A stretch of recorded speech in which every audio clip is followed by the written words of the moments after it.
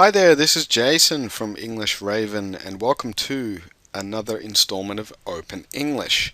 And I've called this one Mind the Gap, which is inspired by the picture there of a train pulling up to a platform.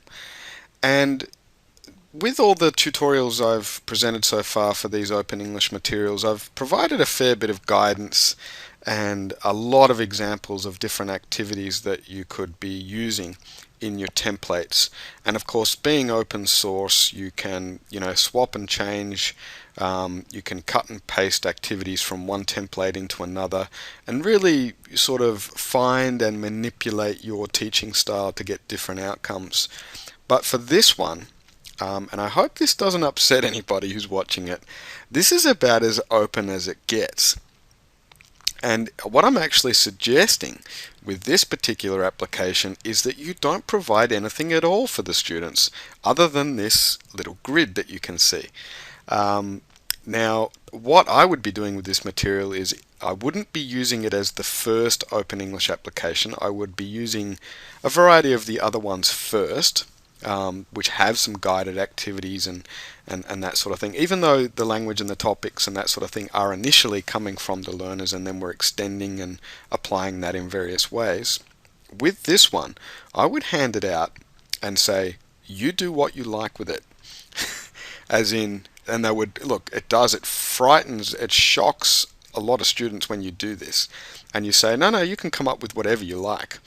You can draw a picture, you can draw a map, you can write a story, you could write a dialogue, you could make a comic, you could make a sort of comic book thing. You can do whatever you want to do in relation to that picture and that idea. And students will look at you blankly for a minute, and they'll be quite tentative. So you'll need to be a bit patient and not be scared of the initial silence when everyone just sort of stares at their paper. But you need to sort of push it and sort of let it sort of take hold as a bit of a seed and let people start. Now, I wouldn't just sit at the front of the classroom at my desk and ignore the students. What I would do is give them 5 minutes or so to think about this, and depending on the group you're with, some more outgoing members of some groups will immediately have ideas. Others will look at you and go, I just don't know what to do. And you can say, well, look back over some of the other Open English applications we've used and look at some of those activities. And you could maybe reapply one of those just by drawing in the relevant squares and sections in this grid. So, there are, if there are examples of sorts of activities and sorts of squares and outlines, that would be very useful to those students who just are not used to having a very open slate. Whereas others will really just go with this. They'll go, oh, cool, I might draw a map of the tube, the underground. I might draw an imaginary tube underground that I would like to see, a subway system that I'd like to see in my town or city.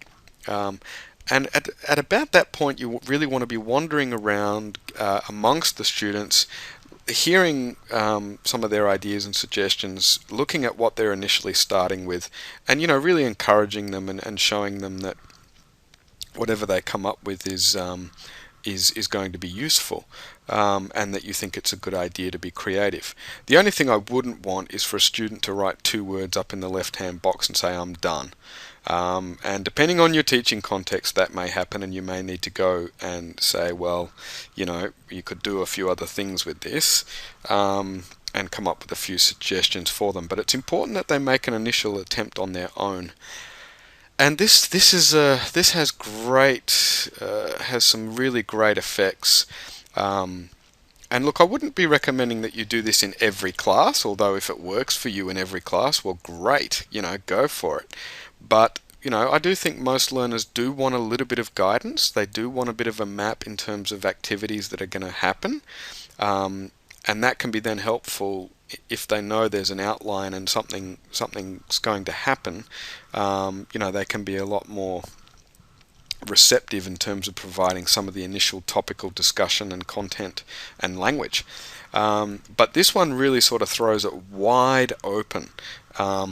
And I've always gotten a good result out of it. It has created a bit of a shock and a bit of a blank look in a lot of classes, but the funny thing is, once you do it once and it works a little bit, and students look around and see what others are doing, and that freedom to come up with your own ideas, they will ask you if they can do it again.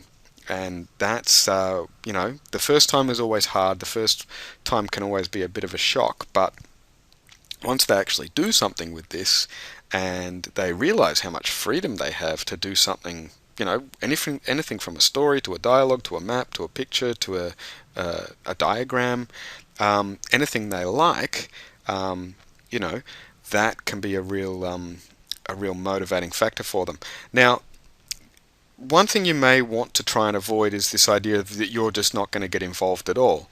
And this space to the right of the grid can be quite important in that respect.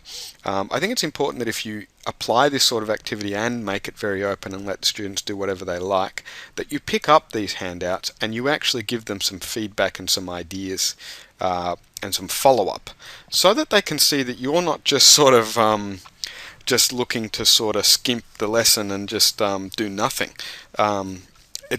If you follow up with rich feedback and some good participation in what they're doing here, then they'll see that this was a language learning opportunity, that this was there was a purpose to this, and it is about growing their language. So I would be picking up the sheets and having a good look at what they did, really encouraging them in terms of their creativity, but also giving them some pointers about their language, things that they did quite well, things that they could have added or done better. Now, looking at this version of the grid, you'll notice some of the lines are quite dark and thick. Don't worry about that. That's just the way it appears in the PDF preview.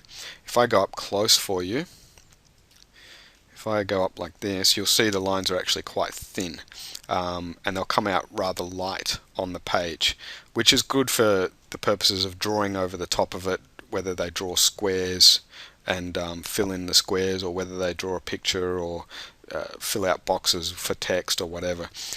It does look a lot gentler on the eye on a printed version.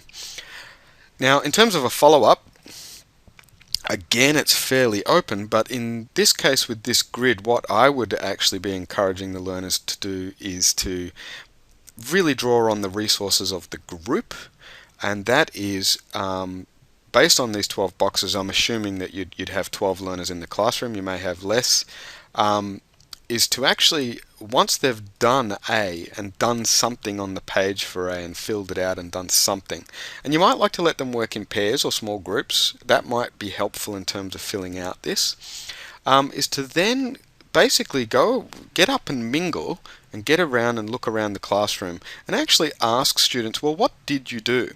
And the first student, well, you might summarize first. They might summarize what they did first. I drew a comic and wrote a story that was a comic, or I made a subway map, or I made a conversation between two people catching the train, or I made a train timetable. Whatever it is they made, they would write that out. Then they would go and have a look at what other students did, and they would write quick summaries of what other students did. And that's great for sharing ideas and creating that noticing effect, and getting other students work to give them ideas.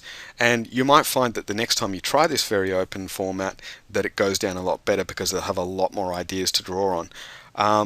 And to create that kind of summary, and then they could share their summaries with the group, and we could work on some language use here again.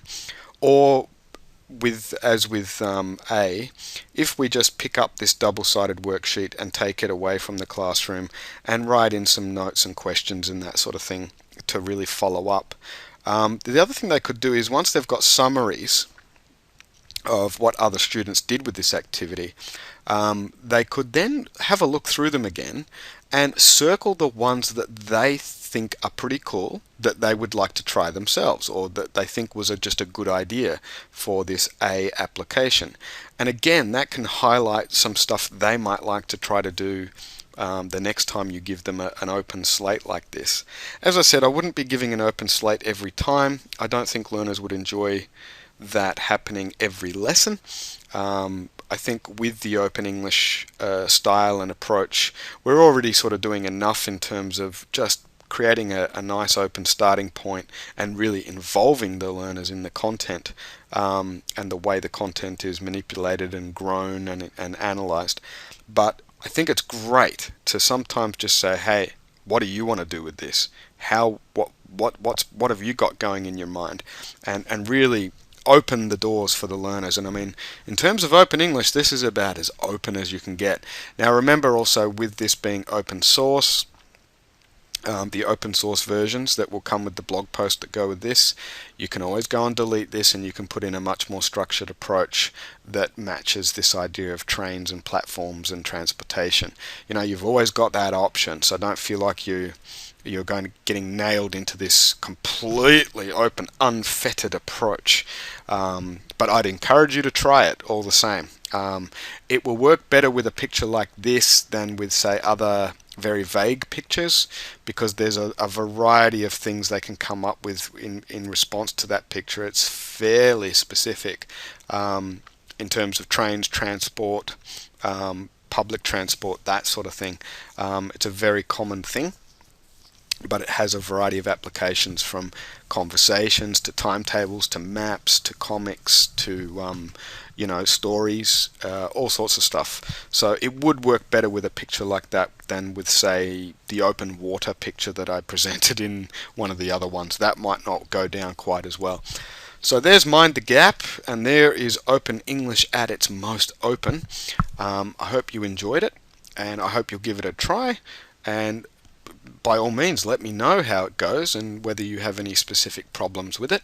I'd be happy to answer your inquiries on the blog. This is Jason from English Raven, and thanks for coming along and hearing about Mind the Gap.